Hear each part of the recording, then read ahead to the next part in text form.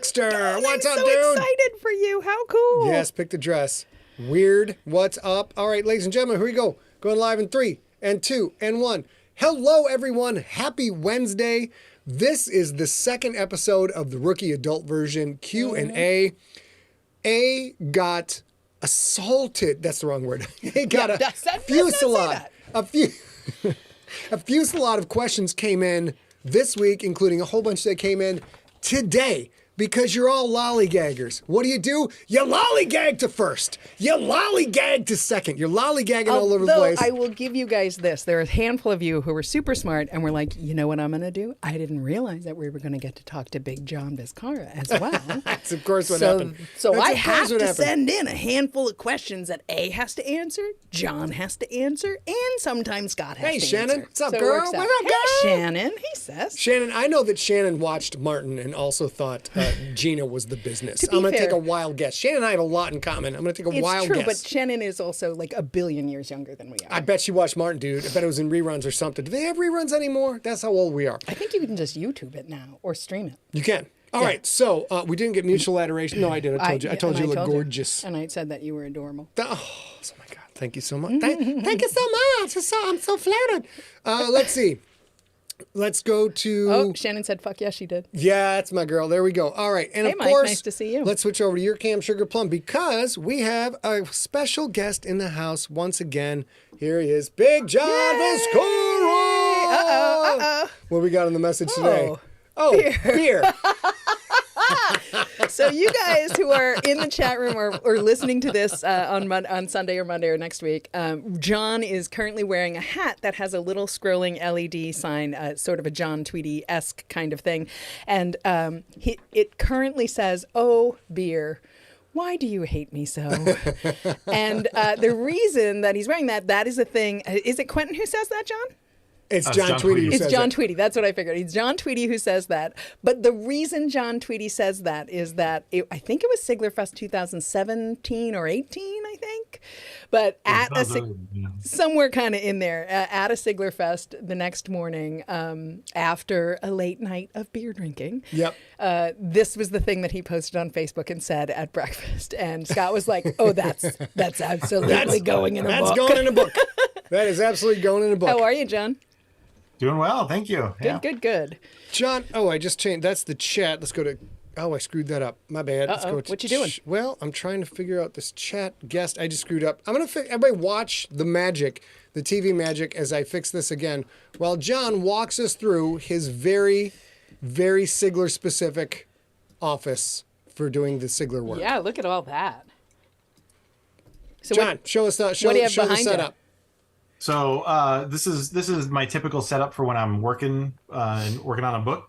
So I've got my stack of books with their hardcover inserts that I like to reference for a lot of extra information. And then this is my iBooks version of all the EPUB editions of the Sigler books that I can easily search through. What's up, Jude? For particular phrases or that kind of thing. Mm-hmm. And then I've got all these different windows open, including the manuscript that I'm editing, previous versions of the manuscript to check against that, notes that I keep, and the summaries that I write up for Scott. And then on this side here, there's more referencing. This is the Quiff eye chart. There's the explanation of the seasons for the GFL and how they wrap around and overlap between tier 2 and tier 3. And then a couple other files and everything. Anyway, this is a typical kind of setup for when I'm doing the continuity editing. Right. And I want to tell you guys, if you look at that, not the one that has the book covers on it, but the monitor behind him that doesn't, that has those colorful things and all those data and all that. That is not a thing that Scott gave John or John. This is for John to do his job for Empty Set. And it's amazing. Yeah. It's amazing. The amount of luck and grace that we have to know John and his gorgeous wife, Kim, as well. But the amount of grace that we have as a tiny, tiny business to have John care this much about this second or maybe third job. I don't even know, but at least second job that he has. He has a normal life and job and wife and friends. And John's he does an extra, this too, so we're very lucky. John's an extra on In Living Color to also go way back in time, and he got many jobs. He only got 4 jobs. All right, ladies and gentlemen, that is John's office. That is awesome. Let's get back to Maine real quick. Pep over here. Pep to your cam. Okay. Real quick, let's go. We've got, of course, what's coming up in this episode. Big John in the house again. Junkie Bet Siglebrations, Junkie Picks are next. They're coming up next week. We got some. You got to stay to the end, you guys. Very super important, major announcement that if you don't pay attention at the end, you're going to get a zit like right here. Right there. I don't even know what that is. It's terrible. So I guess I should pay attention because Christmas is I coming. get to tease you because next week on December 14th, is that right? Do I have that right? Sure, why not? Did I Today's say the that? 7th. December 14th, we start our new show, and it is some batshit crazy shit. It is bonkers. Where I don't know it's if you sex guys gnomes. heard. Look, there's a every lot time of you raise that sweaty white bondage paper, lever. Yep. Raise up, changes mine. I become very tangerine. Are you a V? Are you a No, visitor? I'm a Vivitch. You're my Vivitch. Yeah. So stay tuned to the end. I'll explain to you what's going on. And then, of course, real quick, let's go through. Of course, you should be signed up for SMS messages. Text SIGTEXT to 855-955-5095. We're well over 500 people now, and the next goal will be to get it to 1,000. We send out simple little text messages to let you know things like live stream is on. We have an episode dropping. All the important book news, and of course, you also might as well, that's info at empty set. Let's go newsletter. You also might as well be on the newsletter. You can get all the news that's fit to print. Slightly more detailed info goes on the newsletter once a month, once every 2 months. We don't really hammer on it too much, but we will make sure you guys know what's coming up.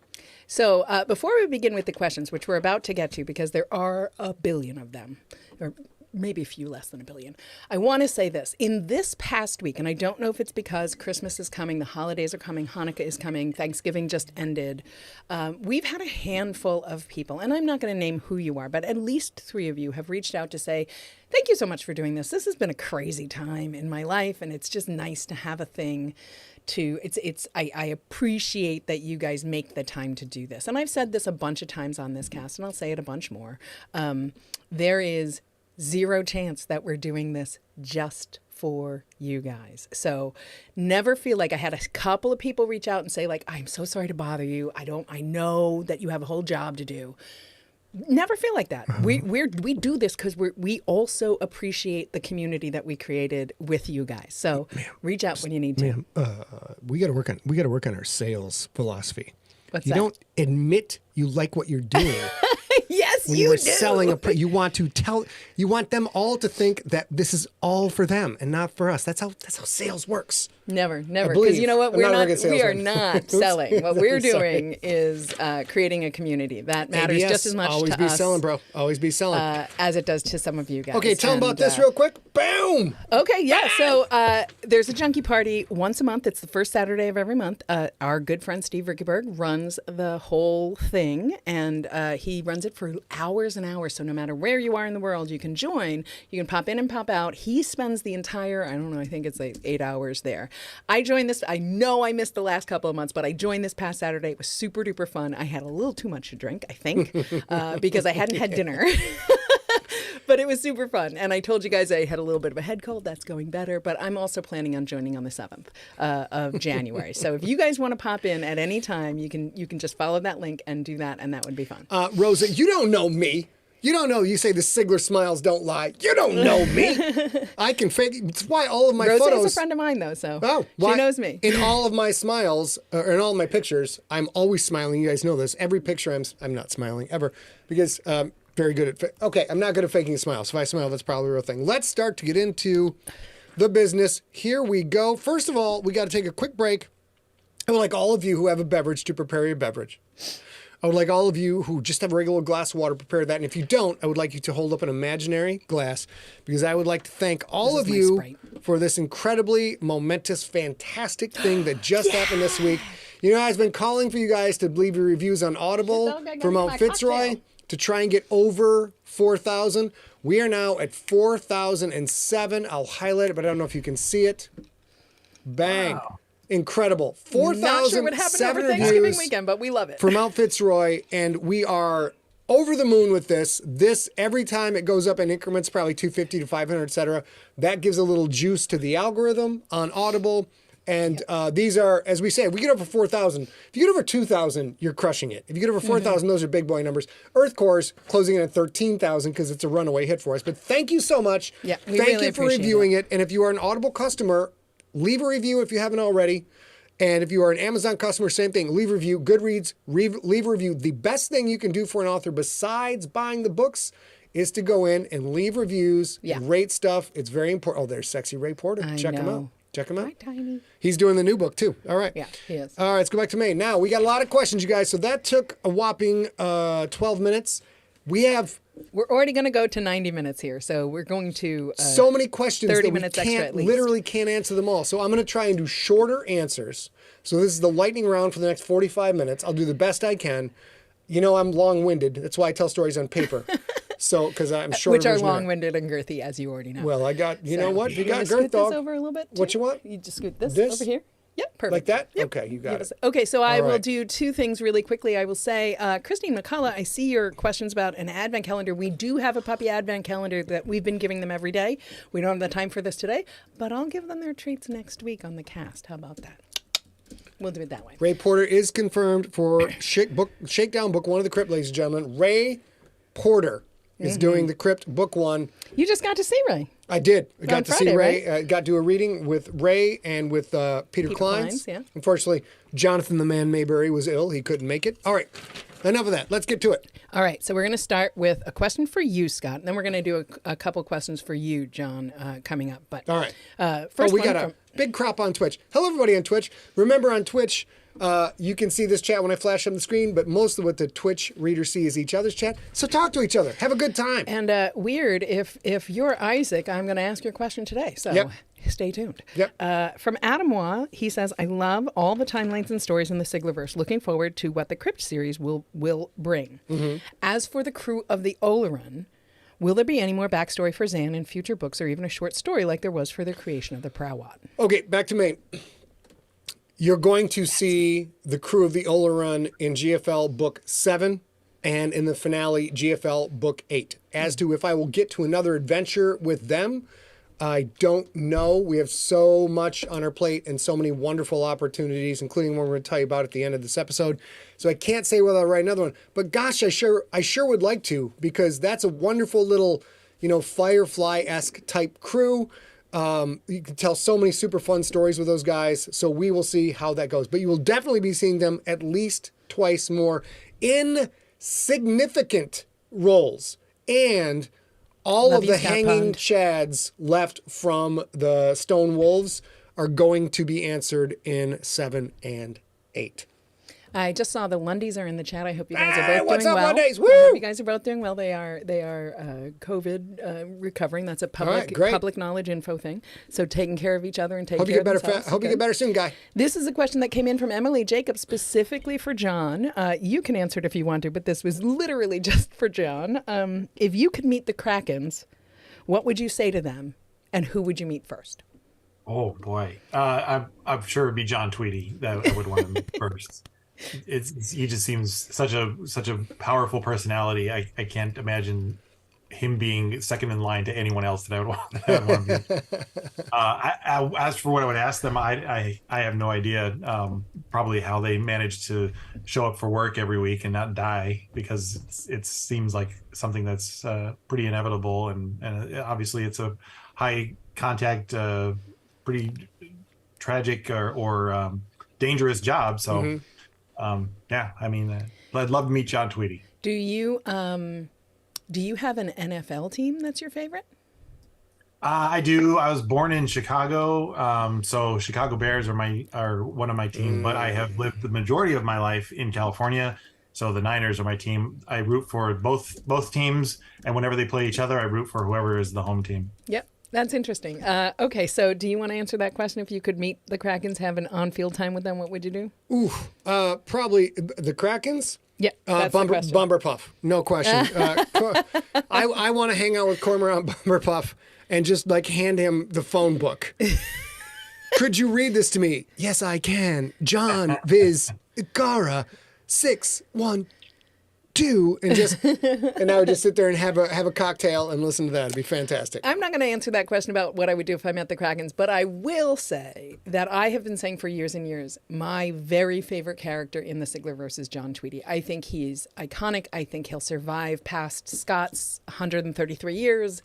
I think he will eventually be like a pop culture reference. That's what I think. A zebra can't change its stripes, bro. Can't do it. Zebra can't change its spots. Spots. God, I missed it. Hey, Bruce Press, I love you. Hey, It's Bruce. good to see you. And you East can hear Coast this time, on Monday. It's fine. Yeah. Dialing in Monday. Yep. All right. All right, let's next question. see. Let's rock. Boom. Churn. Jamie, this is actually for both gentlemen on the cast with me tonight. Jamie Easley said, I love the characters in Scott's books that are hateable. Like Agnes, Thank you. like Aramofsky, to name just a couple, and Magnus Paglioni as well. Is there a special for Scott? Is there a special inspiration for these peeps? And for John, is it just as easy to review their dialogue as everybody else's, or do you get emotional about Let's it? go, So John. John first. John first. It's not that much more that. difficult to review those that dialogue. I mean, I recognize that they're jerks. I'm not sure that I've ever recommended that someone needs to be more jerky. I do remember a couple of times where I've had to say that there was something that was a little uncharacteristically there was something about Kimberlin that was a little more petulant than he was used to, and so there was some dialogue changes in there. But for all the evil villains and everything, I hate them from the get-go, and I continue to hate them through the whole editing life that I experienced them. So yeah, they're just as easy to hate as the others are to love. And that's a super important part of John's job, is to go through it, and he's not only got to look for the nuts and bolts of what is screwed up, and like I said, 4 + 3 = 2 here, so now over here it equals 8. He has to fix those. It's also sniffing out the character continuity. Little things like, yeah, are you sure he would say this at this point in his current state of mind? And both of those things John is really good at. Sorry, you guys. I wasn't ready for the straw in my drink. What was knocked everything over? I'm so sad. Do I do anything special for coming with the bad guys? Yeah, I love the characters in Scott's books. For Scott, is there a special inspiration for any of these people? No, because one of the main things I'm always trying to do with the bad guys is, it's a cliche term, but it's true. Everyone is the hero of their own story. And I often go back to saying that the dudes who flew planes into the World Trade Center were so convinced they were doing the moral thing and the right thing that they were willing to sacrifice their lives for that thing. You see it 100 times Those in guys, history. as reprehensible as that act was, they believed 100% that they were doing the right thing, without the moral thing, without doubt. So that's what I usually always channel when it comes time to channel bad guys. I kind of channel suicide bombers. Someone who believes that strongly, or has been convinced to believe that strongly, that they can do this harm to other people, and it's the right thing to do. That makes it super easy to write the bad guys, because all of my bad guys, if I was to write the book from a slightly different point of view, they would be the heroes, and Quentin and everybody else would be the villains and the bad guys. And I will say this as well. For sure, pandemic is the for this specific question, this specific idea of being the hero of your own story, pandemic is the one I get the most. Well, Scott gets the most emails about, which I receive first. And they always look like this. Oh, sure, I get it. So if you're a person who loves the president in pandemic, you say, sure, shove your liberal politics down our throats with the captain of the submarine at the beginning of the book. And if you love the captain of the submarine at the beginning of your book, you do, sure, shove your politics down my throat. The president is the one who belongs in the story. And they are vociferous and passionate, and not just spouting, rhetoric. They are literally talking about why this is important. And I get more emails about that specific book in this way than any other book. So it's pretty interesting to me. Everybody, Mario's in the house. Say hi to Mario in the chat room. Next question. Let's go. Let's rock and roll. All right, let me cross this off. From Dan Baker, we have this. Oh, time out. Quick question from Sean Dyer. John, make this answer short. How often do you get distracted while doing your job and get absorbed in the story, and then kind of have to go back and reread? That does happen, but I tend to read the book out loud. Mm-hmm. So it's not too hard for me to come to recognize when I'm getting too far into it, and I need to step back and be more objective about it. So it does happen, but I usually catch myself as it's happening, so I don't lose too much time in retracting and rereading. And I have to reread things over and over again anyway. So yeah, for sure. All right. That's a really good idea. I might do that. I don't do that.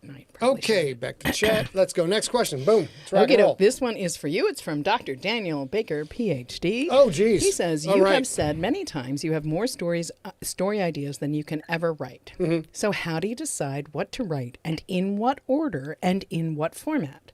And has that process changed throughout your career? As far as deciding what to write, that is the constant gnashing of the teeth in the Sigler household, trying to figure that out. We've literally been doing that for 2 weeks now. 2 weeks straight. Every night for 2 weeks straight, we have been pouring a drink and sitting there talking about what we're going to do next Wednesday. Mm-hmm. So it is, I already have massive FOMO about everything all the time, something my poor, beleaguered wife has to deal with constantly. Not everything. And he loves all food. Yeah, well, that's true. All food. Except for celery. Other than that. So that is a constant. It is the major stress point in this house is finishing books because I get distracted and want to go do something else. And the second thing is, what do we write next? Because now we've been doing this for 20 years. We have enough experience to know, like, if I pick the wrong project and spend 12 to 18 months on the wrong project. Or 3 years doing it. 3 years. A trilogy. And I guessed wrong, and there was this other thing that would have punched way above its weight class. That causes an enormous amount of stress around here because they're all my babies and I want to do all of them. Did I answer the question? You did. I will say in the chat room that we can see, so it's on Facebook. If you're not on Facebook, I'll just read it to you. Daniel Lundy said, whatever A tells him is next. And that is not necessarily wrong. But I will tell you, with this new project that you guys have heard about here on SIGLERinPLACE, where next Wednesday we're going to start doing a new live fiction reading that he writes once a week, I have had to be like, listen, I did say there's one property. I'm not going to talk about which one. You guys haven't heard of it. No, you can't do that. That's bigger and better than this project. You can't do that. It's too much. Yeah. But for 2 weeks now, I've been saying, like, okay, so today I'm just going to be advocating for A, and next week I'm going to be advocating for B, and next week I'm going to be advocating for A. And that's what I do every day because they're both viable projects. And I can't make that decision because he's the one who has to live with it every day for 4 hours a day. Basically, so I have in the fridge a 18-pack of eggs. And every single egg that I would serve you would be the single most delicious egg you have ever had in your life. And the burden upon poor me, what I have to do to get through the day is try and decide which of these impossibly delicious eggs to serve you. And that's the stress I take on for you guys because I love you. All right. I'm picking up all my ice. Give me 1 sec. Go back to the main camera. There's no problem here, ladies and gentlemen. No problem whatsoever. All right. There's just ice on our hardwood floor, so I had to pick it up. All right, baby. Next question. Martin, what's up? All right. Okay, so. Tracy, you cannot have the chocolate egg. Whoops, back here. They're all chocolate eggs. That's the fact. Oh, they're all chocolate and peanut butter and have high protein and make you live 10 years longer. It's a fact. Kim Hansen asked, does Scott prefer writing standalone stories or books or multiple volume series, and why? Well, I haven't done very many standalone books because I'm stupid. And I just promised myself after getting through book 6 of the GFL that I would not write another series, a trilogy at the most, and then sign a deal for 5 books for the Crypt because of all of you people. I think I like writing the series more because I can get more into detail. It takes longer to flesh out stuff, and there's more delightful surprises for you in the series. When you write a single book, it's a little bit easier for the audience to go, oh, I see why he is showing me this baseball bat in the closet. You see that, and it's not bad, but it's much easier for a certain type of reader to detect when that thing is going to come up, when Chekhov's baseball bat is going to come up. When you do it in a series, though, you get to do that and kind of hide it. And then when it comes up 3 books later, and this is a small delight, but there's like 10% of the readers who email and go, is that the same shit you showed 3 books ago? And then just didn't say anything about it? And I'm like, yes, it is. And that is a very special experience as a reader, so that makes me very happy. What we'd like to do in 5 years from now is start to get into like 3 years of one-offs. Boom, boom, boom, boom, because those are much easier to sell as movies, and that's still a primary goal for us at Empty Set, is to see our stuff made into movies and TV series.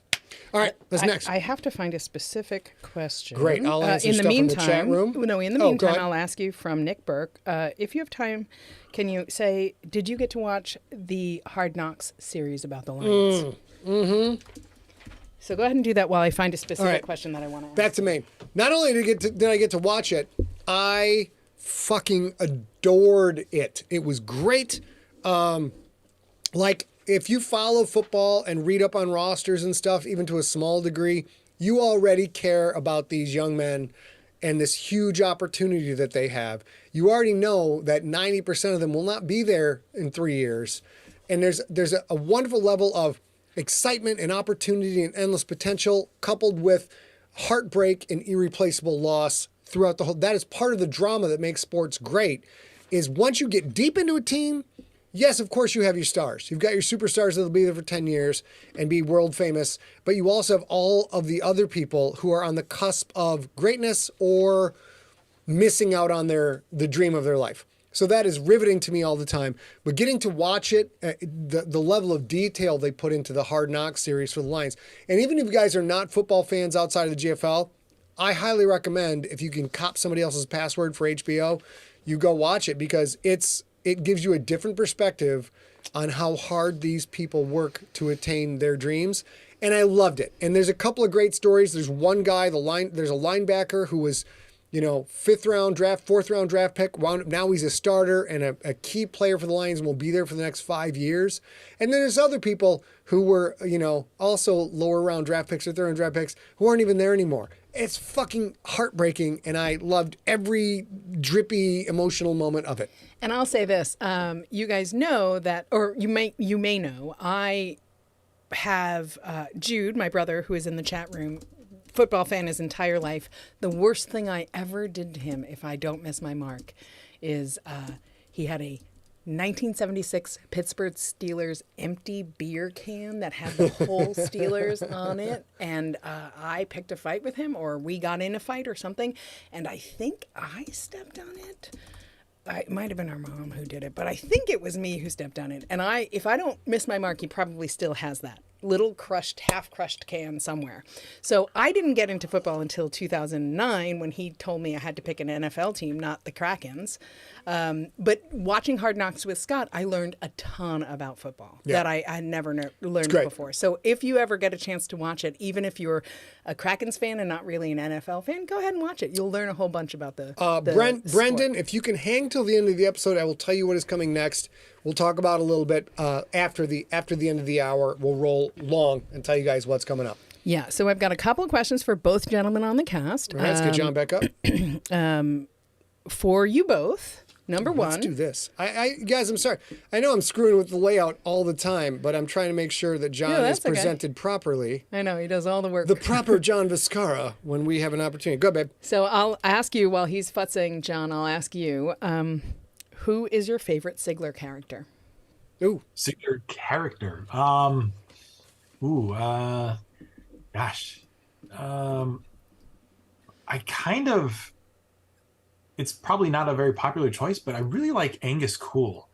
Angus is a villain, but he's also so integral and part of the main story. He seems to be like, he's always included in the narrative and the discussion, even when he's not in the scene. He's such a powerful personality that he's talked about by other characters, even when he's not in the scene.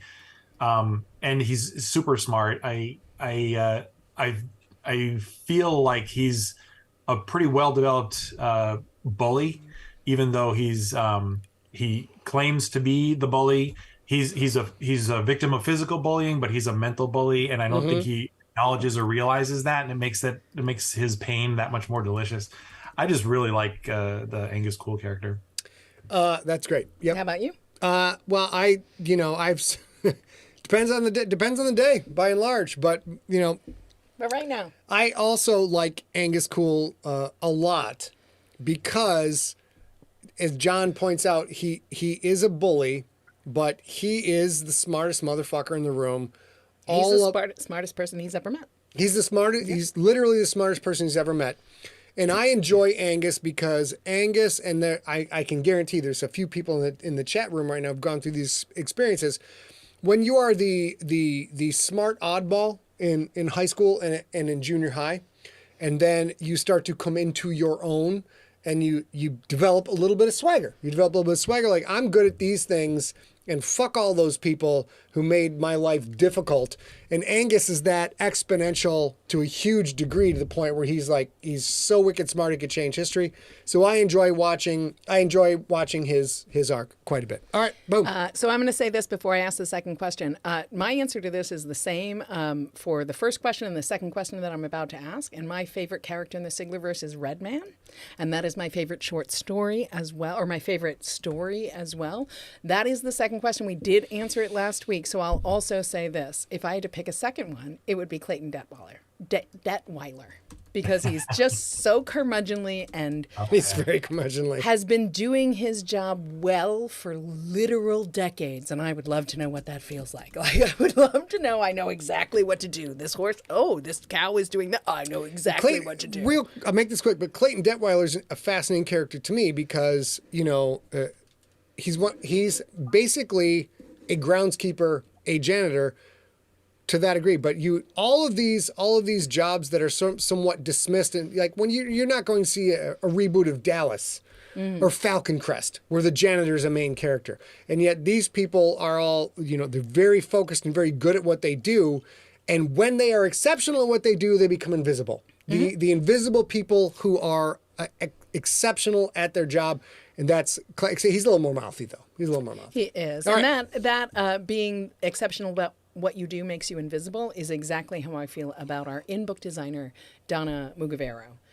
She is exceptional at what she does because when we give her a book, she makes her job completely invisible, and that's beautiful, and I love that. So the second question that Daniel Ball asked was what your favorite Sigler story was, and both, at least John answered that, and I answered that, and I don't think you can answer that. John answered The Passenger is his favorite story last week. So I'm going to skip that for now so that we get to new questions. This is also a question for both of you gentlemen. Great. Mark Duval asks, Scott, which of your own character deaths was the hardest for you? And does Big John V agree, or is his different? John, you go first. I think, so obligatory spoiler, right? Spoiler alert. Thank you. Yes, this whole thing is spoilers all the way down. Yeah. I think one of the hardest ones for me was Clarence Otto. I really was hoping that he was going to be part of any subsequent activity that happens with DST in any of the books, and for him to have had the going out that he did that was really rough. It worked. It was beautifully done, wonderfully written, and I wish I could have taken it back or come up with a reason why continuity wise it didn't fit, but.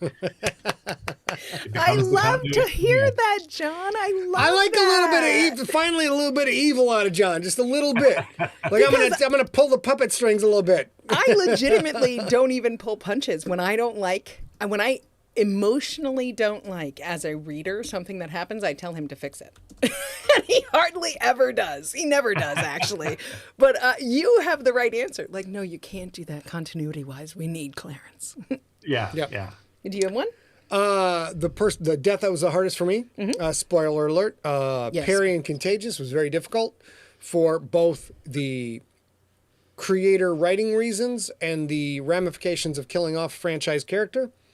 Did not realize how significant killing off a franchise character could be. So from the business perspective, I learned a lot about that moment. I'm going to do it again, but Sometimes you got it. Now I know what I'm giving up by doing that. But from the emotional perspective, that dude came such a long way, both from the backstory before Infected, then his ordeal in Infected, then you see how far he came in Contagious, and his last couple of lines in Contagious, where he knows what's about to happen to him, and he simultaneously can't argue with the decision, and also can't believe that decision was made. That push-pull, that grinding right there, to me is, I get choked up every fucking time I read it. So that was my worst one. And it's funny, Daniel did not ask me, but I'm going to answer very quickly and say, I agree with John. The hardest death that I think I've ever had to read in the Siglerverse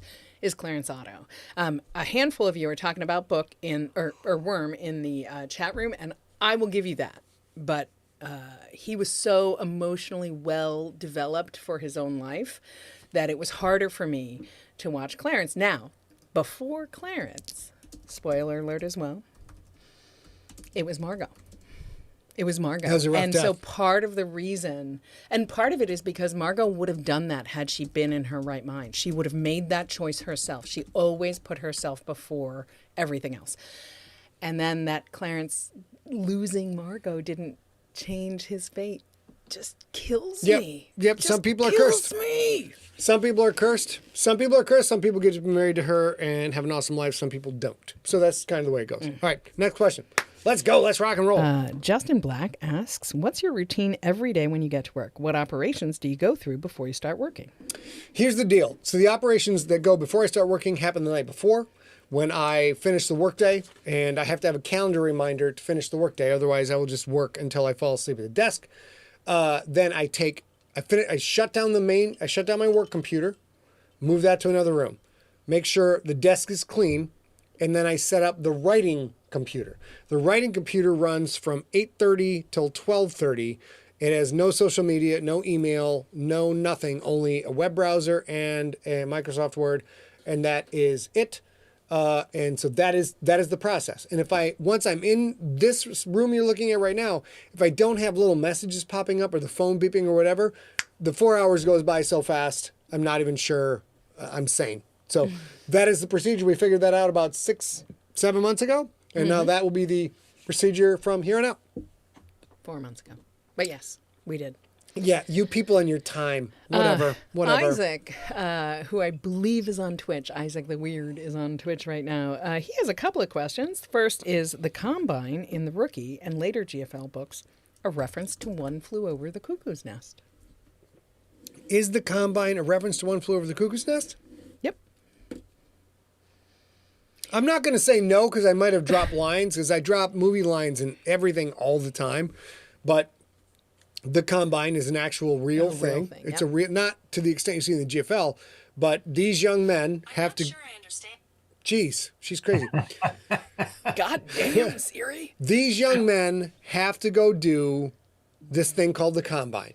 And the Combine, of course, is a huge amount of physical tests. Mm-hmm. And I'll make this as quick as I can.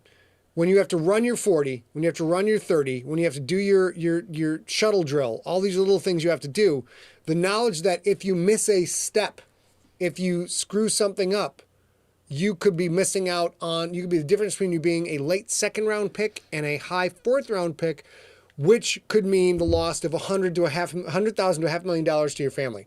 It's an enormous amount of pressure. Then on top of that, you still have to go through the Wonderlic test, which is to measure your football intelligence. They're looking at your IQ. They're looking at your grades. They're looking at your did you serve in the community? Did they look at your social standing? And then they have just general interviews where you are like a 20-year-old, 19, 20, 20-year-old person, and you have to sit down with all these adults who are effing grill, and you know that every single syllable you say is the difference between where you get drafted and how much money you will make before you are too physically damaged to continue the sport. So the Combine is an absolutely grueling thing that not a lot of people understand. So that in itself is what the Combine is supposed to be. It's just magnified. I probably have One Flew Over the Cuckoo's Nest. Let's go. Next question. From Scott Atkins. The first one's super easy. The first time Earthcore was podcast was in 2005.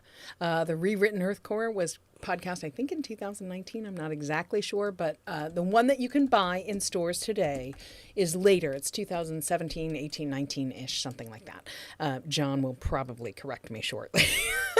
But your second question, this is a question I will answer.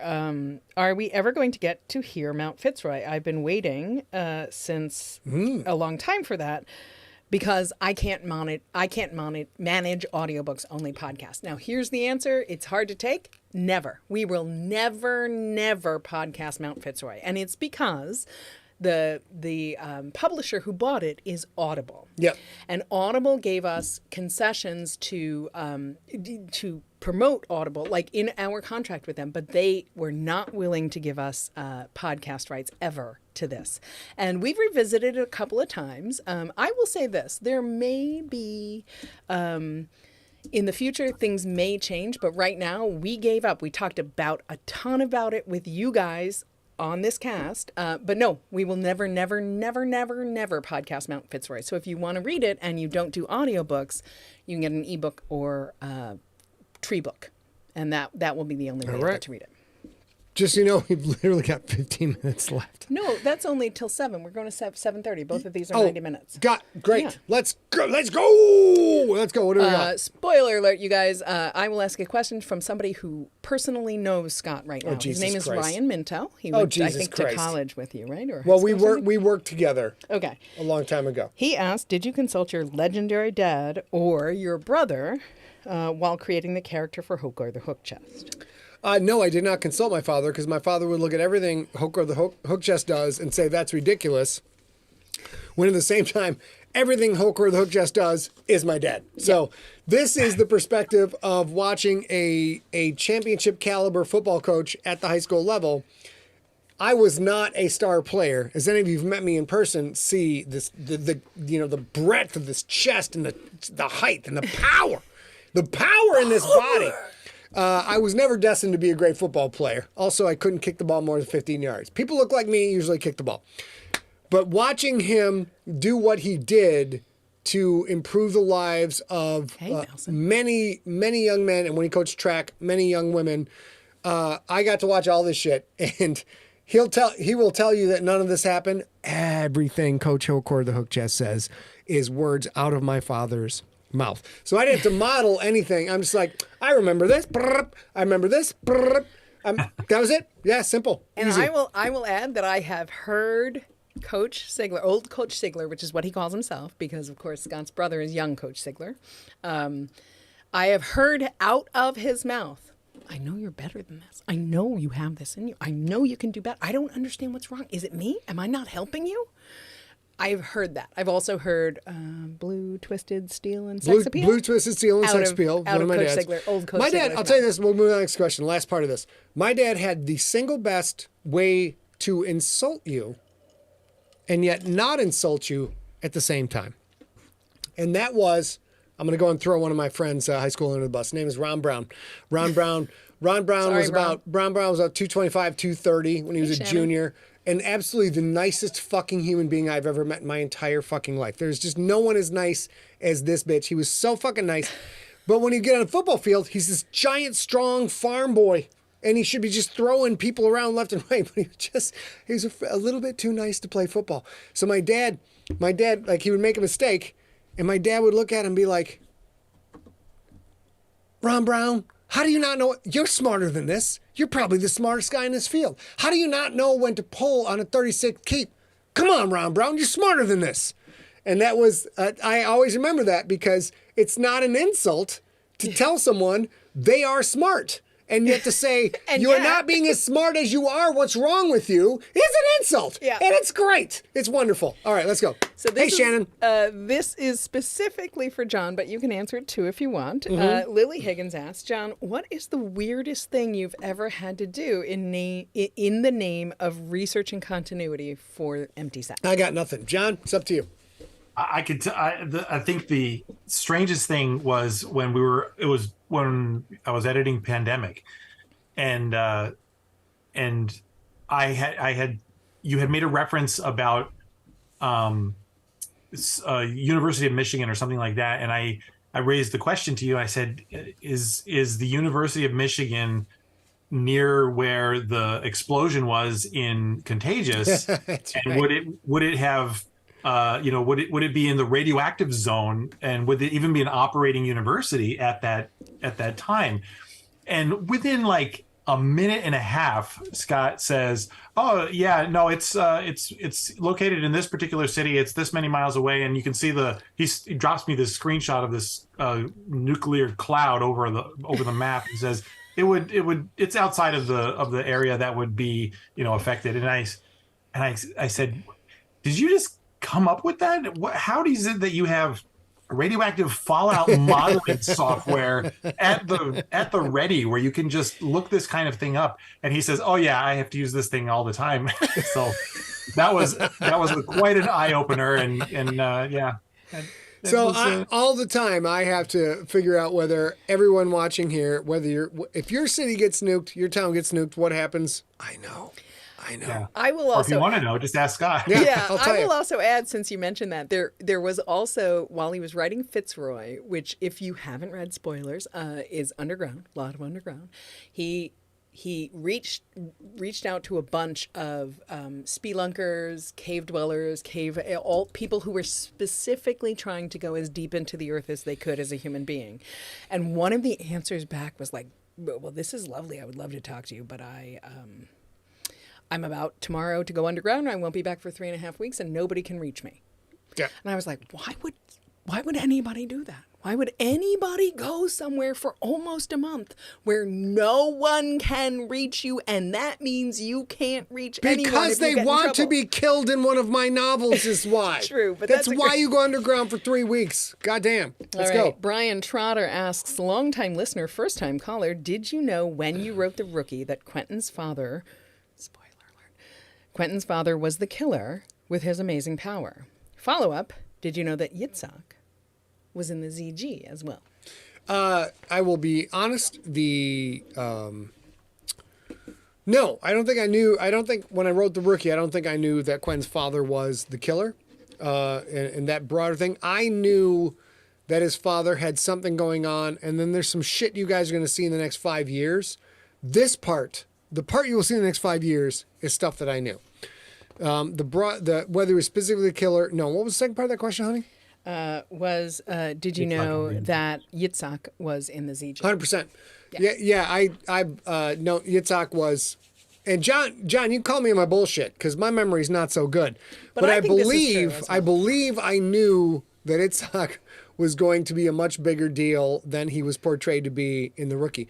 John, is that true, or did I just make that shit up to make myself sound better? I think I'm not so sure about The Rookie, but for sure in The Starter, right? Because it's one of these things that you kind of alludes to a question that you answered just earlier, where someone reads something in a book and says, "Oh, is that the thing you were talking about 3 books ago?" And that's the whole thing with the parade in The Starter, where they get their parade and their Quentin is apparently attacked. The star quarterback is attacked, and it turns out not to be an attack on him at all. It was an attack on Yitzhak. Yep. So you kind of, from that point, early on in the planning, you had it as Yitzhak being the target, and so therefore must have been more important than we really perceived it to be as a third string quarterback. Yep. Mm-hmm. Yep. So I have a question from Elisa Brogan. Okay. For you, Scott. If you had 1 hour to change one thing about one character in one of your stories, would you do it? And if so, what would you change and why? I don't know. I would say probably not, because unless there is an actual time machine involved, every book in the Siglerverse that I write is so intrinsically intertwined with the next book and 3 books ago and 4 books from now, and the shit that John and I work on. I call it the domino effect, and I go through this a lot with like I'm almost done with a book. Then I'll go, you know what? This character wouldn't do that. And then I'll go back and change one little thing, one little fucking thing. And that one little fucking thing I change causes me another 4 weeks of work, causes John another 2 weeks of work, makes the publisher say, "What the fuck are you doing? You're late." So that's what I call the House of Cards of the domino effect. You pull one little thing that looks like the ace of clubs doesn't look that big of a deal. You pull it out, everything fucking collapses. So the answer is no. God damn it, fucking no. I'm not doing that shit. I wrote it. It's in print. Deal with it. I will also add 100% no. Scott would not do this for any reason. But for me, from my perspective, the reason is 1 hour is not enough. If he only had 1 hour, he couldn't. He couldn't possibly. If he had an infinite number of hours to change one character in one way, would he do it? Yes, infinitely, but not in 1 hour. That's what I can't. That's the reason. The reason John works with us is I can't process that shit. My brain is not wired for that shit. All right, here we go. Couple of questions for both of you gentlemen. This one's from Steve Smith. Since the Krakens are a Quith irradiated team, do their colors, the orange and the black, have anything to do with the Quith eye colors, the joy and the rage? You son of a bitch. Yes, absolutely. What you just said is shit that John and I have talked about 100 times. 100 times. Well done. Well fucking Finally, done. someone else figured it out. Also, all you guys watching, I will say that I'm pretty sure the person, the human, the gorgeous gentleman who created the Quith eye color chart is Mr. John Vizcara. That's what I think. But that was reverse engineered though. I didn't create the colors that go for the emotions. The chart was created from what had been written. 100%. But the idea that Kevin he was messed in the house referencing with a some chart sun. before you created it, not true. Not true. No, I'm not the one to consult on color. That's we know that. No. I'm not telling that Sigler Siglerfest story right now. But okay, let's But go. now I'm Let's embarrassed because I just did the same thing. For those of you who are not in the know, John, who just outed himself, is colorblind. So that was probably a thing Babe, I should have known. Can you email that one directly to me so I can then pretend I made that shit up? That'd be great. Fabulous. Sure, let me circle that. I'm very Excellent question. I also wanted to mention on the previous question about rewriting things. Mm-hmm. I think the closest that Scott's been able to do that kind of thing where he gets an opportunity to revisit and rewrite is when he's been taking these originally podcast novels and getting them in print for the first time. Oh, yeah, for sure. He does get to redo stuff. It certainly is way more than an hour, but it's an opportunity to clean up plot holes, do more robust character development, and all that kind of thing. So that has been explored to some degree, but it's not something once those canon books are established, going back and revisiting them to find something that you would care enough about that you would want to change, it would be so intrinsically intertwined with all the rest of the continuity and every other story that it'd be impossible to take. Yeah, you can't. Sure. The problem with writing in a continuity and really paying very not only close attention to the continuity, but bringing someone on board who understands, who has a better mind for continuity than I have, is this shit is threaded out. If I live to be 100, we've got shit that's threaded out for the next 50 years. I'm not even kidding. So it's a big issue. We can't just change things. Yep, ready to go. Sean Dyer in the chat room, thank you for sharing that color chart. I have another question from Shane Birchwood for both of you guys. And it is what action would Sigler be if Sigler was a verb? It would be something dirty, I'm pretty sure. And I'm going to go and switch camera over here so my wife can pretend like this isn't actually happening. But I'm going to guess if Sigler was a verb, there definitely would be some kind of lubricant involved. Probably a Vulcan. I'm going to guess probably a crankshaft from a 1972 Dodge Duster. And then I think really just to make it, so that the people down home people on the farm can get along with it, I think a pint of whole milk. There you go. That is what it would be. No hula hoop, no bar stool. No, that's John. That's dirty shit. Pookie's a dirty, dirty man. No, we don't do not in this house. No, we're pure as the driven snow around here. So for you guys who are going to listen to the podcast and are not watching this live, I will say, while John thinks if he would like to add a definition for a verb, which I don't know why you would after that, but you could if you want to. We have Steve Rickenberg in the chat room saying it would definitely mean jumping on a table in public. True. That's happened. Sean Dyer, just like John, asks, wouldn't it require a hula hoop? Yep. Yep. Daryl Harris might win the day. The verb is an increase in girthiness. Yeah. Oh, yes. Yes. There's a lot. John, do you have anything to add? I don't know if John wants to add to this, considering this is a workplace environment. Yeah, you can't touch perfection. You can't It's not the best answer that I think it could have happened. Okay, I'm sure someone wrote down what the fuck that the Sigler verb means. And yeah, next question, baby girl. Let's go. Okay, George Gray asks, you are always so forthcoming on social media, unlike some other authors. Yep. Can you tell us one thing hardly anybody knows about you? Oh, okay. That's a very okay. One thing hardly anybody knows about me is that a lot of the personality you guys see on this show and on the podcast, all of this stuff is I'm very lucky in that this is all just super. This is my natural native state. When I'm in front of people, I'm kind of I'm naturally an entertainer. I usually like the people I hang out with and want to entertain the people I hang out with. And so the shit I do that you guys see, this isn't an act. This is me. But there's a lot. I would say there's a lot of stuff that's very much under the surface that I don't talk about on a regular basis because I don't think.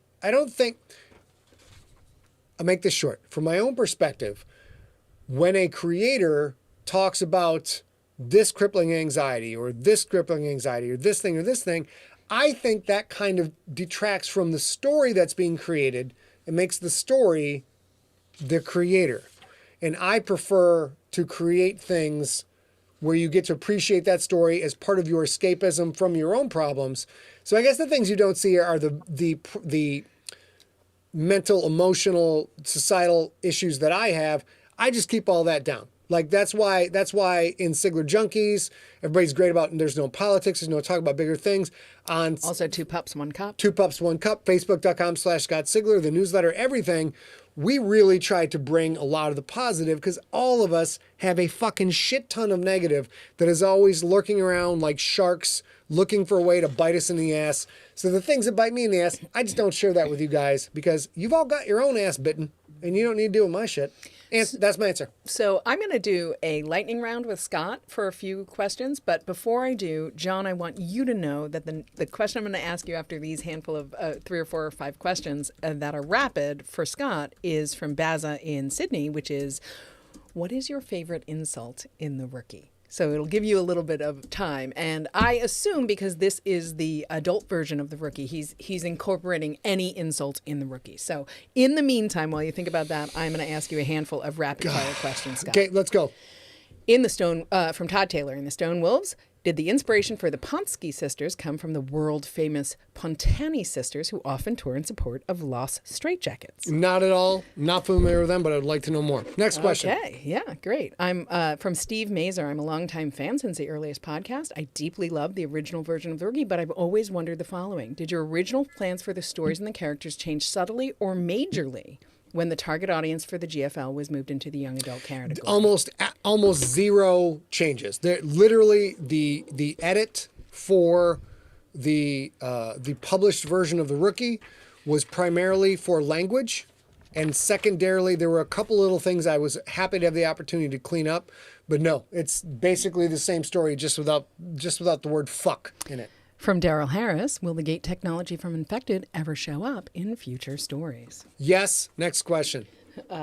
Also from Baza O'Donnell. Oh, no, that's the big one. Hang on. There's another one in here somewhere. I just have to... From J.R. Murdoch, he says, others have written novellas outside the main story, but still tied to the main story of the GFL. Will Scott write any other stories in this same vein or longer before or after the GFL set in other worlds, not Earth? No, we're done with the novellas. We have 6. We think they're great. I really think The Stone Wolves is a fucking fantastic. We finished, I think, with a writer in The Stone Wolves. I'm absolutely delighted with that. Props to Paul Cooley. The Fiend Master did a great job on the writer, and props to J.C. Hutchins for The Stone Wolves. All of them. They were great. Absolutely outstanding work. But we have other things that we want to get to before I kick the bucket. So no, you're not going to hear any more of those stories. Owen O'Connor. My brethren. Fucking great name. Yeah. Owen O'Connor asks, are novelists born or made? Oh my God. Okay. Let's go to Maine. That's a rapid fantastic fire question. I believe that novelists, it's both. I believe that you have to have a predilection for wanting to tell stories and also wanting to self-flagellate with a cat of nine tails on your own back all the time and drag yourself through an endless morass of barbs and rhubarb and all the other things that end in the word barb. If you don't like, endless morass of rhubarb might be very endless. Delightful. If you don't enjoy pain, you don't want to be a novelist. At the same time, if you were someone who does enjoy pain, but you couldn't grab a storytelling stick with both hands if your butt was on fire, you can learn, like I did, to work through that and develop the skills in order to make sure your constant self-flagellation is going to result in a story that people will like. So it's both. Okay, so I have two more questions, John, just so you're ready, and then I'll come back to you. Steve Rickyberg. Plus Steve 10. Rickyberg in the chat room said, "Justice for Barb." Justice oh, wait, for not Barb. that kind of Barb. Fuck that. Like, they just, the Stranger Things people are like, fuck Barb. We don't care about Barb. I love Barb. Let's go. Loved Barb. Barb is Pookie Chang. Barb was supposed to be the throwaway character that nobody would forgive. Everybody remembered that bitch. Everybody remembered her. Yep. Owen O'Connor also asks, when you sold... Oh, wait. Did we get back to John and his? Not yet. We've got two more questions. Let's go. One, rapid fire. When you sold your first piece of writing, how did you celebrate? Well, let's go back to the main cam. There are some stories that you people never get to know. But I will say there was an Irish bar in Ann Arbor, Michigan. There was probably a couple of rounds of me getting up on the bar. Shocker. In the Irish bar in Michigan and having people I thought that were faking Irish accents working behind the bar tell me, get the fuck off the bar. Only much later did I learn these were not fake Irish accents. These were actually people from Ireland. And they literally wanted you to get off the fucking bar. And they literally wanted me. It wasn't a game. This wasn't a game, bro. It's not a game. Get your fucking dirty feet off the bar where we're serving you fucking drinks and all these other people. And there may have been a couple of fights involved. It was a long night, and there was a lot of black and tans. That is all I can say at this moment. So it turns out that Steve Rickyberg is right. For the verb for sigler, it means to stand up on a table. Yeah. And your last rapid fire question comes from Mario Spampanato. He says, I know the Sklerno take names for football famous Earth cities. So what did Volgograd do for football? Okay. That's actually a good question because, of course, the inspiration for that was Brazilian soccer players, footballers, who just decide, you know what, my name's Fred. Fuck you, no last name, Fred, bitch. That's my name, and remember it when I score many goals upon you.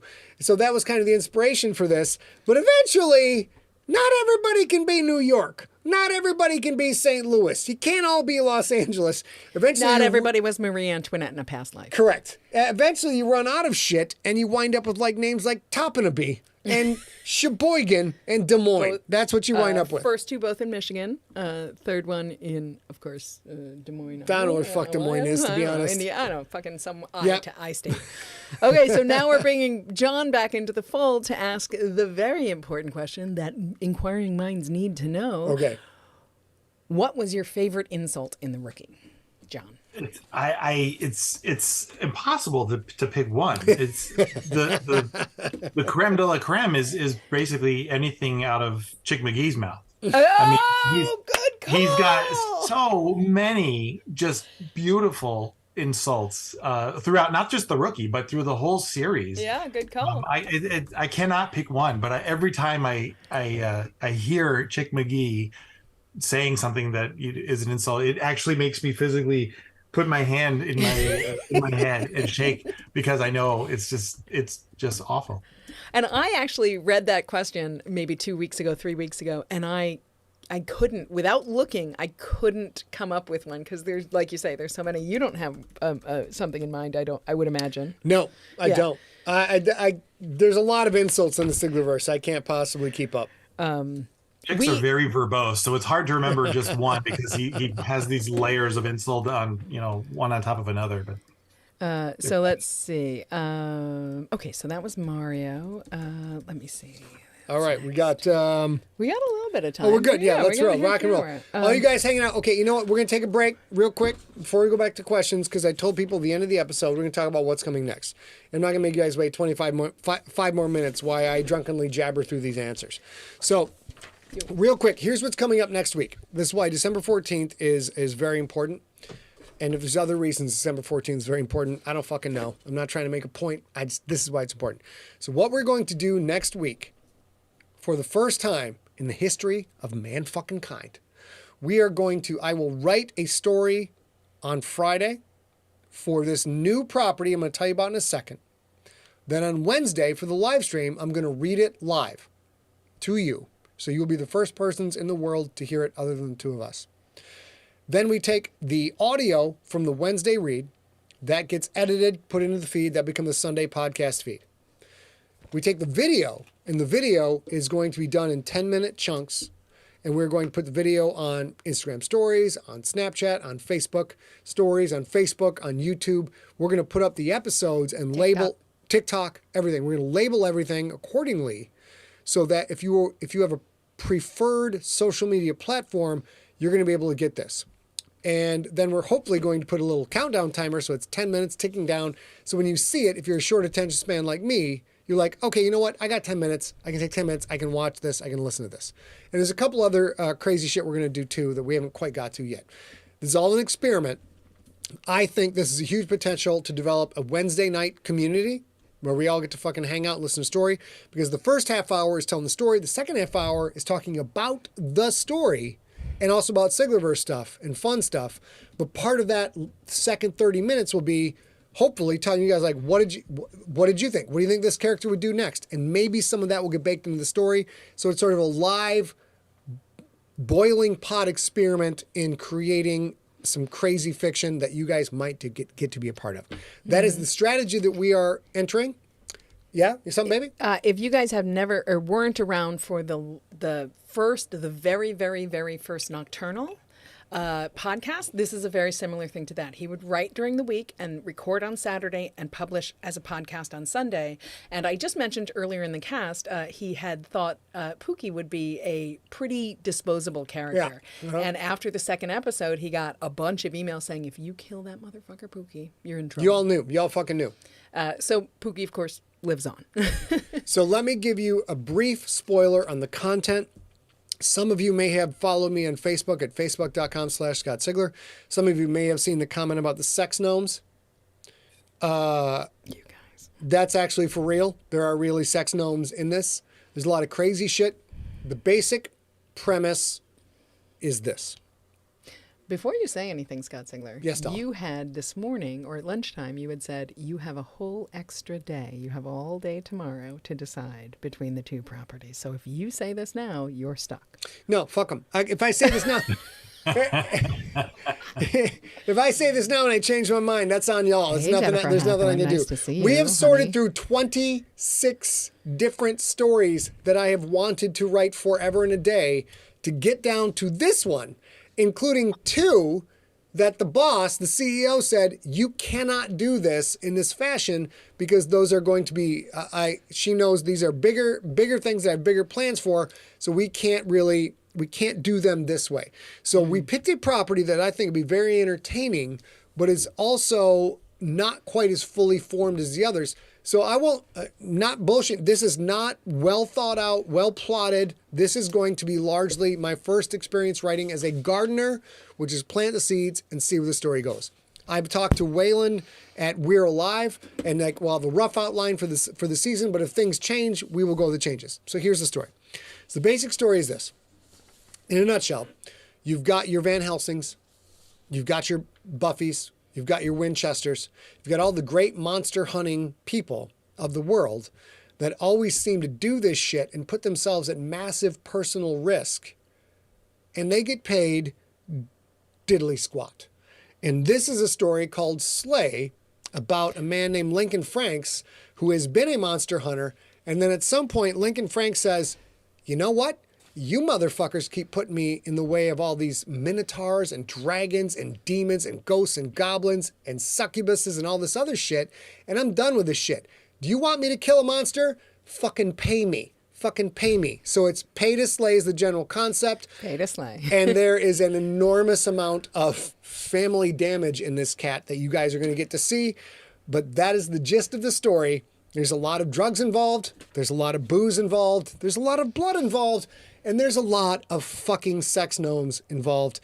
And that is what you guys have to look forward to. So please join us next week, December 14th, Wednesday. We're going to do our first live read. I would love for all of you to be there. But if you miss it, it will be in all the feeds. Everything will be fine. And Done. as you guys already know about a Q&A, they're spoilerific. What you will learn next week is the swear jar goes the fuck away. Oh, there's no swear. There's no swear jar. In the live also, read. If you guys like to listen to my shit with your kids, I highly recommend you change your mind. Highly recommend. I do have a couple questions for John and Let's Scott go. as well, but I do want to say in the note, can you give me back this, please? Yep. So I do want to say, related to that, there were several questions that sort of read like Joe Bolvin's question, which is this one.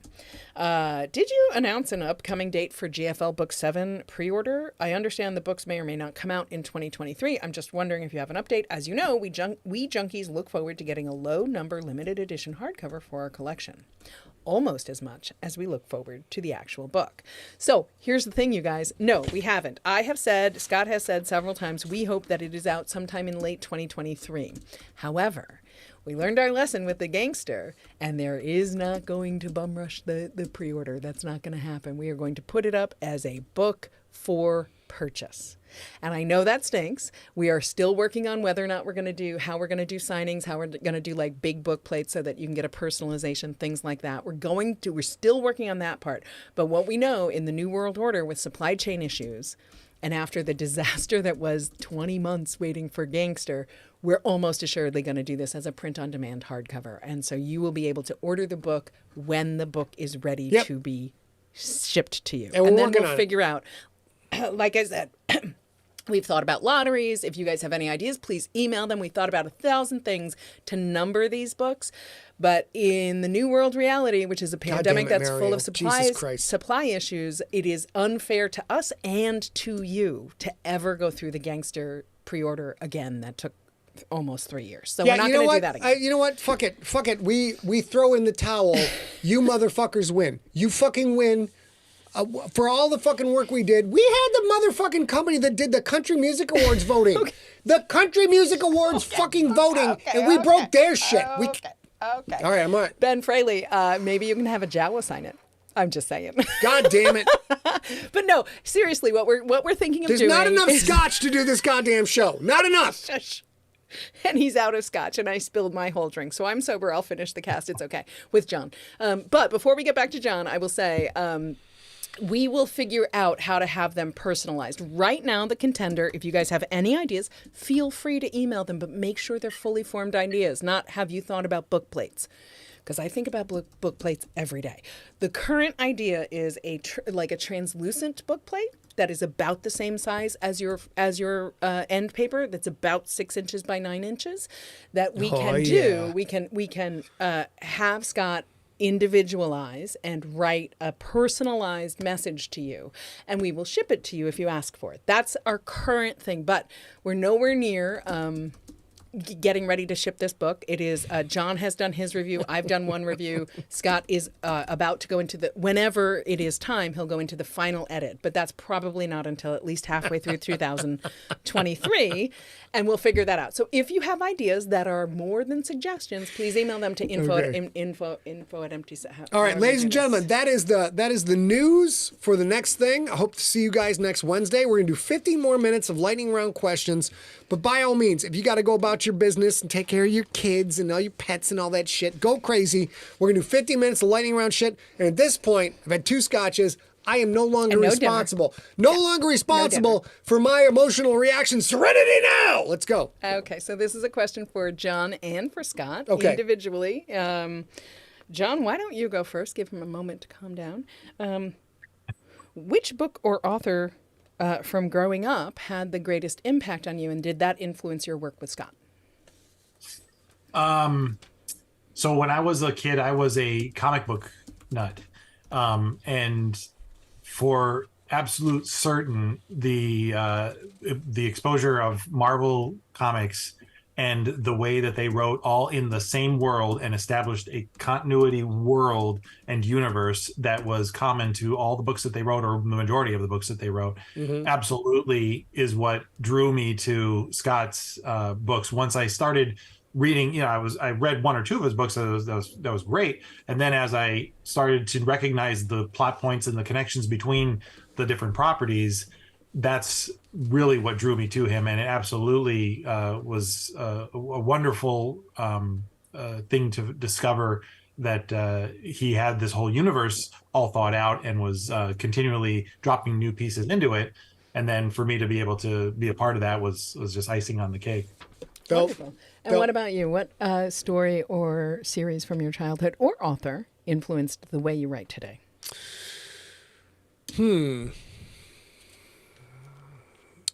Well, it's.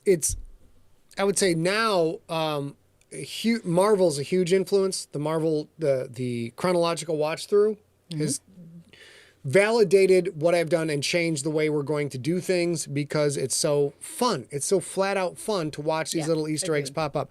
I'm drawing a little bit of a blank on what I read that brought up the Easter eggs, like this constant all that continuity much different thing. than John. I think Marvel comic books were probably a huge part of it. And RPGs influenced you.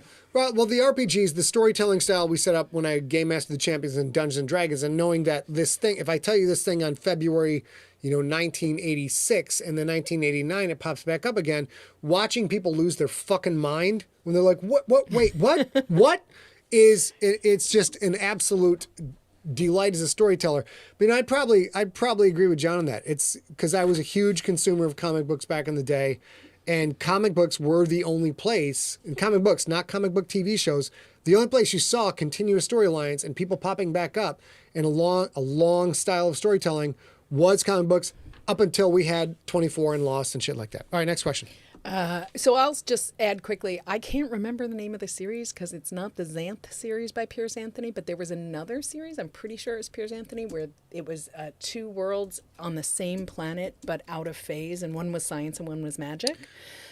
That's the Adept series. The Adept, yeah, that's what I thought. God. Yeah, nicely done. Oh my God. That is the reason I went to school and studied chemistry, because I really, really, really wanted to study acting and be a theater major, which I was as well. But my parents, who were wonderful to me, they were like, cool, that's fantastic. If you look at that as a career, I don't mean to say you should have something to fall back on, but you should be multifaceted. Which was a nice way not to say like, oh, honey, you're not going to be a famous actor. Like, but you should have something. And so that really influenced me there. So I have another question for both of you guys. This is from the Reed Locketts, who are good friends, personal good friends of ours. Yep, and let's go. A lot of you might have met them at Siglerfest.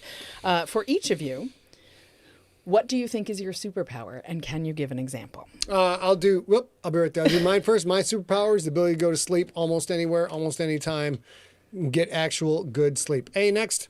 It's John. It's John. John next. Yeah. Let's go, John. My superpower is not being Scott described me as the file cabinet, but I think I'm more of the index system. Being able to figure out how to find something out instead of actually just knowing it. It's a very easy thing to fool people into making them think you're smarter than you are. Yeah, you had said that by text with us a little while ago. Like, oh, I also fooled you guys too. But I have always thought of your mind sort of as a Rolodex. Like you can, nope, let me go back a little bit and figure out the thing. And you just need a little thread to get in there and then you can find it. Yeah. Which I love. I think that's fantastic. Okay, there was one more for both of you. Oh, there's actually 3 very rapid fire questions for all 3 of us. Robbie Claire asks, number 1, what is your current favorite cocktail? Oh. Yours is scotch, sir. I think that's not a cocktail, That's though. okay. That's the thing you drink every day. My favorite right now is just straight up scotch, get in my belly. They wrote that movie for me. That's the whole thing. All right, now, John, do you? I'm not sure how much you drink, so I'm not sure if you have a favorite cocktail. I don't drink that much anymore, but I have something that my wife makes, which is super yummy. We call it a fancy drink, and it's got like pomegranate juice and cherry juice and flavored soda water and limeade mixed together over ice, and it's just delicious. That sounds delicious. We call it the fancy drink, and I have at least one a day. I love it. I love it. We are getting together with a very small handful of friends for New Year's Eve because it's very COVID crazy right now in the United States. And I'm working on 2 cocktails that I want to bring because we're sort of hosting the cocktail part of the event. And I'm working on a blood orange, I guess, margarita. That's currently my favorite because I taste it every day. All right, here we go. Nope, there's 2. These are, and then what is your favorite food right now? Favorite food right now is kung pao shrimp. Next. And John? My mom's ribs recipe, which she left to me, and that I just absolutely love her barbecue ribs. And do you make it often, or is it a special occasion food? It's a special occasion thing, and it's usually maybe once or twice a year. Oh, I love it. I have no favorite food. I love all foods, but right now I really love Korean food. I'm working on a lot of Korean things because he loves spicy food. So, okay, so Kim Hansen asked you, Scott. Yep. Important question: since the quith smell like onions, is that raw or cooked onions? Ooh, that's a good question. I'm going to have to go with cooked onions on that one because cooked onions smell amazing. Oh, excuse me. Let's see. Question also from Kim Hansen on Cormorant Bumberpuff. Yep. Along with the mention of how a captain would never be the first person to leave a ship and make contact with aliens, Bumberpuff sounds quite a lot like he's channeling William Shatner or Captain Kirk. Yeah. Was that Scott's intention? And if so, how much so? It was 100% our intention. A was with me in the small... There was the small San Francisco office. Then there was a bigger, and by bigger, the bigger office was 468 square feet, and it was 4 rooms. It was a weird place. The small office was like 12 by 10, and I had the booth set up there, the 4x4 booth. And I remember we were sort of running out. This is sort of before I discovered if I just channel a stand-up comedian and impersonate a stand-up comedian, it's a great way to come up with a new character voice that's very different for me after doing hundreds and hundreds of characters. And I think we both talked about it. We came up with it like, this is the captain of this ship, and what are we gonna do? And like, we're both like, oh fuck, it's just, can you do a Shatner? I'm like, yeah, I can do a Shatner, not a good Shatner, but I can do a Shatner. And for sure, that was 100%. Without a doubt, Bumberpuff is a unabashed love letter to James T. Kirk. Okay. There's 2 questions. I'm going to read this one from Ollie Kirby, and then I will mention after he answers. There's a similar question to that, and I'll try and find it while he's talking. But from Ollie, he asks, we in Australia love the Rookie in both the adult and the YA versions. Yep. How hard was it to rewrite the adult version to make it YA and read as if it was always meant to be like that? It was very easy because we really basically just changed out the insults. We probably subtracted about 30-40% of the insults. And then we just changed the rest of them. So it was pretty easy. Yeah. So I'll add, and the secondary question was, are we going to put out all the other books? Because only The Rookie exists as an adult novel. And somebody asked, are we going to adultify the rest of the novels? And the answer is absolutely not. Nope. Because what Scott doesn't remember from 2009 is it wasn't as easy as just finding every fuck and making it shuck, or finding every shit and making it shuck, or whatever. It wasn't that at all. Because if you guys have heard, there are a handful of moments on the field especially where they're lined up and the linemen are being terrible people to each other. And that kind of goes away in the YA version. And there is no point for us to ever put out an adult version of the rest of those books, because to do that would confuse the marketplace, and we're not in for that. And it would also destroy the fact that we can put the GFL into school libraries. It has to be Lexile rated, and that means they have to be only YA editions. So that will never, ever, ever, ever happen. Yep. Okay, next one. Where we go? Let's see. Scott, from Connie Harold, what is the worst advice you received when trying to launch your writing career? I'd say the worst advice I ever got was from an absolutely fucking delightful human being who was my agent at the time. So I said, you know what? We've been at this 8 years. nothing's happened. I'm going to start recording my own stories and giving them away as a free podcast. And I was told, don't do that. Whatever you do, do not give away stuff as a podcast. That will screw up the audio rights. And if the audio rights are screwed, that could impact any potential deal I could land for you. And I said, I'm going to go ahead and do this anyway. So that was the worst advice because I don't have a career without the podcasting. Next. Okay. Balam Tran asks, tell us a secret, if you can, about one of your characters. He also asked if he won't do it, and you have one, John, you do it. And it is, he says, tell us a secret about one of your characters. What don't we know? Does Q actually have mods? Is Perry still alive? A secret that they don't know? Yep. The fuck do you guys think I do for a living? I'm not going to give you that right now. Go home. It's over. No. Okay, John, anything on your side? I feel like John will not. I mean, I've got a couple ideas, but I'm not sure whether I should say them or not. they're secrets for a reason. Yeah. So there's things that are put into the stories that are not obvious, and you'd have to either work to know them or listen a lot or read a lot to really recognize them. Fair. I had one that I wanted to say, but I'm not sure if it's one that I didn't even know until Can when we you were. Text it? Yeah, and I'll ask text a question. Text it to me, and I'll ask him a question in the in-between. Dan Williams says, I have restarted the crypt from the beginning from my podcast stocks. Am I to understand there is more crypt to come? The answer to that is absolutely yes. This is the thing, trying to reach everybody and tell, look at, we go through so many links. We've already told on all the channels, the newsletter, the crypt is coming. The crypt is coming as a finished book. I think that's fine to share. Yeah, that's totally fine. We do that next. Yeah. The crypt is coming. We expect it out in 2023. Our partner on that, the publisher, is Athon. They're doing a great job so far. We're very excited about it. It's going to be 5 books in the series. The first book's called Shakedown. You don't get to know the titles of the other 4 books, but it is some military SF horror shit that book 1 only scratches the surface of the horror stuff. It gets bonkers. Okay, let's go. So John did have you guys might never have noticed this, but it's worth sharing.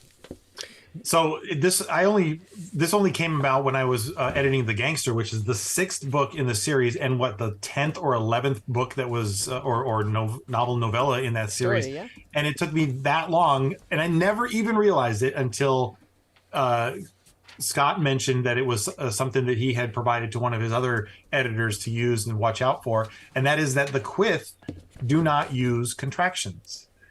And that's something that's pervasive throughout every book. You won't see the Quith ever saying can't, don't, shan't, or whatever. Yep. They do not use contractions. Yeah, I love that. That's pretty good. Scott, where do you like to write? Do you have a favorite spot, and do you have spots that you won't write in? That's from Lennon Shaw. I'll make this quick. I have built, before the last 2 years, I built my entire workflow on me, pair of headphones, and a laptop, a Macintosh laptop. So I can go anywhere and I can write anywhere and have the same environment all the time. Last 2 years, we've gotten a bigger monitor, which I'll show you guys right now. Okay, let's go. Oh, Lord. That's our monitor. Sakes alive. Yep. The bigger monitor has made a great change because I can have a Sigler PDF on one panel, a Google Doc spreadsheet on the next, and then just a browser on the next. I have all 3 of those up in front of me. So now working when I'm not in this very office you guys see this from is much more difficult now. Yeah, all right. So it is 7:30. So we decided we were just going to do 90 minutes because John has a lovely wife and a whole life, and he spent his whole evening with us. And this is longer than you guys are used to hanging out. Anyway, I do have a handful of leftover questions. They're going to go into the normal rotation on SIGLERinPLACE. Great. If there's something that you guys absolutely need to know before we move forward with the next cast, go ahead and email that to info@emptyset. I still never am going to know how to do this. There we go. There well, we go. hold on. Oh, wait. No, I fixed this. I fixed this for you, baby, because I love you. There you go. Info@emptyset, bottom of the screen. Oh, great. Terrific. In the meantime, John, is there anything else that you wanted to say on this cast? No, it's been a blast. I've really enjoyed this time and answering questions and contributing to the content. Absolutely. We, of course, you know this. We love you and Kim to death. We love that all the work you do for us, and we love to work with you. So thank you so much for coming on 2 weeks in a row and everything else you guys do for us. Yeah. My pleasure. All right, John. We're going Thank you. to, in our very you. slick production style, we're going to hang the fuck up on you now. That's what we do. Good day, sir. Love you. And end meeting for all. Boom. And now we go back to this. Sylvia, welcome to the fold. Thank you so much for joining us and reading all of the books. Everybody in the chat room, all the lovely Nico stuff Devious, that nice you are to see saying. you right at the last minute. And good night to you all. It was so much fun to have John on the show. It's great. John is like a data chip in the head, and having the ability to just be like, dude, I am melting down. I've written for 20 hours straight. What the fuck is this and this and this? And John's real calm, like, okay, let me take a look at that. I think that was in book 3, and then also this paragraph here. It is just an absolute joy, and I don't think a lot of authors have that. So Yeah. I'm eminently grateful to John, dear friend, and thank you for being on. Yeah, And babe. I will also say, John has this sort of innate ability to never say, like, oh my God, really? Did you forget that Pookie died? Which he didn't. That's not a spoiler. Or something like that. He's Not yet. never rude about it, ever. He's like, listen, I just wanted to point out, like, if you Stay look your at thing. this page in this book and you go to page 17 in this book, you can see that that is not really what you said before. So maybe you can do it this way. He is so lovely and polite. Yeah. So I love that. Thank you so much for joining us, John. All right. I do one more thing I want to say before we do our closing. Yep. Jay Freak from Twitch, 7594. You are welcome. We try really hard. We work with the Blind Library of Congress as well to try and make our books available whenever people need them. But that's a big reason. Part of it is, of course, that Scott started as a podcaster, but it's also, entertainment should be as accessible as it can be. And so we try our hardest to do that. If you guys are not in the chat room right now, JFreak7594 mentioned that he appreciates having, or they appreciate having, books available to blind readers or vision impaired readers. So Yep. we All try right. and do the best we can there. All right, ladies and gentlemen, is that, babe? Can I That's continue it. to You go can. the outro? All right, so let's go. Oh, you don't need that? I left that in there, my bad. I'll jump in. Yeah, you take I'll that do one. it. So if you guys have any additional questions, if any of this brought up another question, if Scott's explanation of what's starting next week garnered any questions, go ahead and email them to info@emptysat. Info@emptysat is the best way to get in touch with us for any problem you have. Until then, I think we'll be back. We'll be back December 14th. And while I will not promise how much of this will go into the story, there will be sex gnomes. There will be dragons in bondage gear. And there will be well-hung minotaurs. Okay, so some we of want that is new to me, so we'll see if that lasts tomorrow. Surprise, baby. Yeah. Surprise. Yeah. We'll start a new But, show. So until then, we want you to stay smart. And you guys stay science, read the news, protect yourselves. And for the love of science, make sure you pay attention to people who've actually studied science their whole gosh darn lives and have little initials to prove that they did, and not people who just want to get a bunch of clicks. That's what we promised you. And now we're Also, going go to Lions. Also, go Lions. 4 out of 5. If we lose the rest of the games, I still think it's a fucking fabulous season. And go Jets. Go JTS, Jets, still in a playoff spot. We want you all now. We'd be Isaac, rude. I am also scared. We want you all to kiss off into the sky. Good Oh, night, sorry. ladies and gentlemen. We will see you next Tracy, I week mean. with a brand new story. You will be the first people in the world to hear any part of this story if you join us on December 14th. Now you can all kiss up in the sky. Ready, baby? Yep. Mwah!